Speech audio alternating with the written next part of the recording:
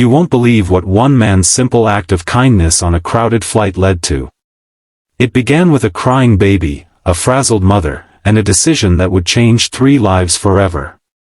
The airport was buzzing with the usual noise, rolling luggage, rushed announcements, the occasional frustration of a delay.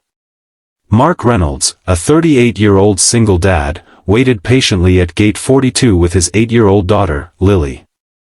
He wasn't supposed to be flying first class. In fact, Mark had never flown first class before in his life. But a kind airline clerk who noticed his Army veteran tag and the tender way he cared for his daughter had bumped him and Lily up. "A thank you for your service," she had said with a smile. Mark didn't take it lightly. He had been through a lot. Raising Lily on his own for the past 6 years since his wife, Emily, had passed from breast cancer wasn't easy. But it taught him a kind of quiet strength.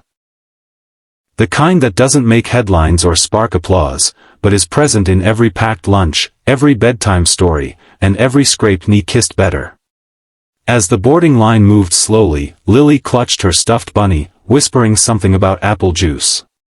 Mark smiled, adjusted his backpack, and made their way through the jet bridge. The flight attendant smiled warmly at them. First class to the left. As they settled into their wide, leather seats, Lily's eyes lit up. "Daddy! There's a TV. And they gave me cookies already." Mark chuckled. "It's a special day, huh?" But just moments before takeoff, the quiet of the cabin broke with the unmistakable sound of a baby crying.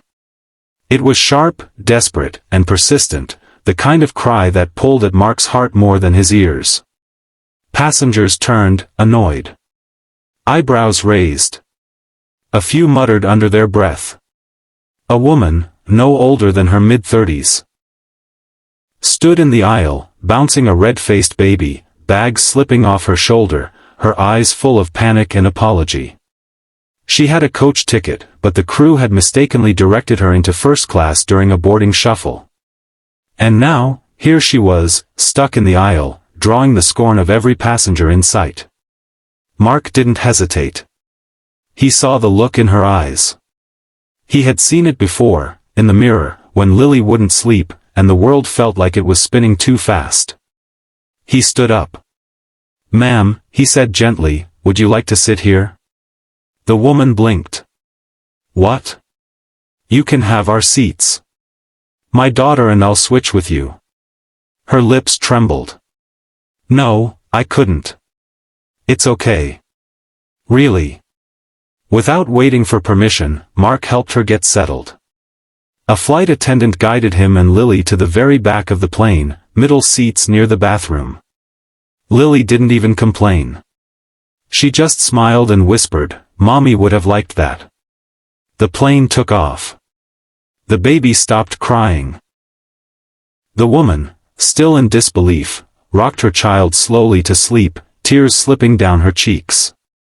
What Mark didn't know, what he couldn't have imagined, was that the woman he gave his seat to wasn't just any tired mother. Her name was Rachel Monroe. She was the newly appointed CEO of Silver Skies Airlines, and she was returning from her first major business summit since giving birth. She had insisted on flying economy, believing that leaders should understand their passengers' experiences. But the emotional weight of balancing leadership, motherhood, and public expectation had cracked that day. She was exhausted, vulnerable, and for the first time in years, unsure of herself.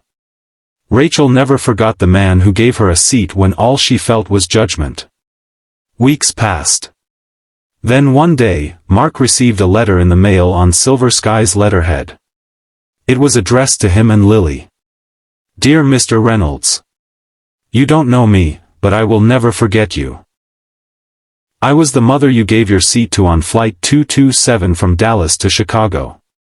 I was overwhelmed, exhausted, and, truthfully, breaking inside. Your kindness, your quiet, selfless gesture, reminded me of the humanity I thought I'd lost in this world. I'm the CEO of the airline you flew on that day. I've shared your story with our entire staff. Not to highlight your humility, but to remind our team what service and compassion really look like. I'd like to offer you and Lily lifetime first-class passes on all Silver Skies flights. More importantly, I'd like to meet you both, if you'll allow it. With deep gratitude. Rachel Monroe, CEO, Silver Skies Airlines. When they met a month later in Chicago, Rachel brought her baby and introduced Mark to her board members. The story went viral. Media outlets picked it up. But more importantly, it touched hearts. And when asked by a reporter why he did it, Mark simply said, "Because I know what it's like to be doing your best and still feel like you're drowning. I didn't help her because she was someone important. I helped her because she was someone human." The airline later launched a program inspired by Mark's gesture, called Wings of Grace, offering travel support to single parents, military families, and grieving widows.